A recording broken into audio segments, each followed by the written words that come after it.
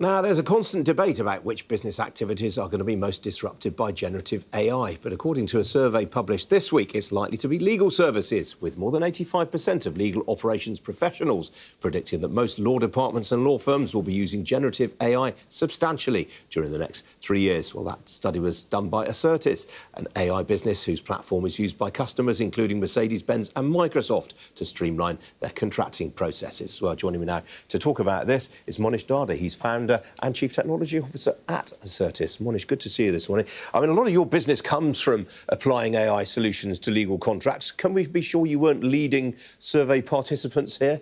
No, I think it's an interesting question, right? Everybody's affected by generative AI, contracting in particular, in a big way, and people are interested.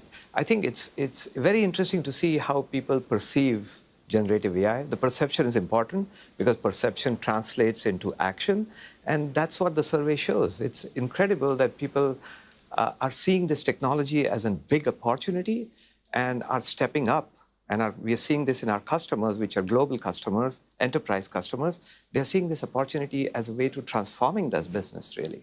Now, obviously, whenever we talk about AI replacing functions, there's always concern about jobs. How worried should people working in the legal industry be?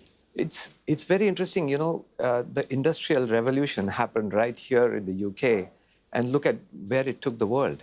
I think it's not about the automation. It's not about taking jobs. It's about how do you make sure that people actually get a big insight into how their business runs, and then make sure that they do more important things than just reviewing contracts.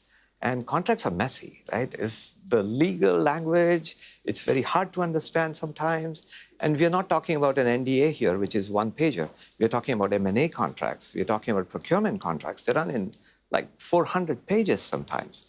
And so you want to make sure that technology allows you to use this to increase the insights that you get in your business and to run your business better.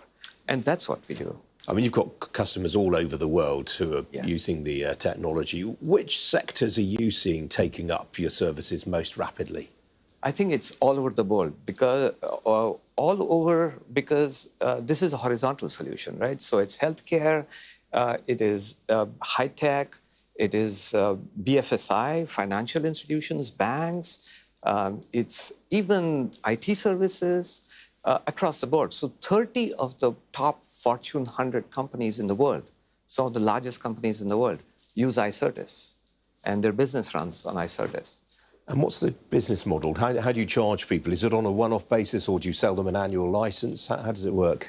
We are an enterprise SaaS company, which means the SaaS service is delivered and the licensing is per user.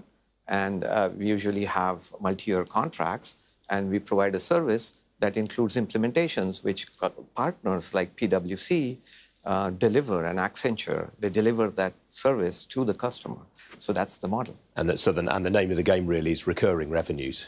It is, absolutely, absolutely. And that's the mantra, because I think the days of perpetual licenses, the days of on-prem deployments, especially in this area, are completely over. You know, that's history. So now, earlier this year, in January, I think it was, the German software giant SAP took a minority stake in your business. Where is that going to end up, potentially, that relationship? No, that's very interesting. So if you look at SAP and if you look at their business, which spans across procurement, they have Fieldglass, which is, you know, people management and services management, CPQ, all of that. The contract is central to this, right? Because the contract has the rules of business. Every dollar in and out, every pound in and out, every rupee in and out of the company has a contract behind it, which means a company like SAP, which actually turns 50 years last year, knows the importance of the contract. And the contract is now playing a big role in how the business process flows on the procurement side, on the sales side, on the hiring side, on the project management side, on the leasing side, you know, of real estate, for example. So all of these companies, you know, for us, 75% of our customers integrate with SAP. 70% of our customers integrate with Salesforce. So it's very interesting to see that SAP is also looking at this contract as an enterprise object that allows the business to flow better, right? Okay. And that makes it very interesting for them as well to work with us and for us to work with them. Excellent. Monish, we have to leave it there, I'm afraid. Good to see you this morning. Thank you. Absolutely. My pleasure. Thank you.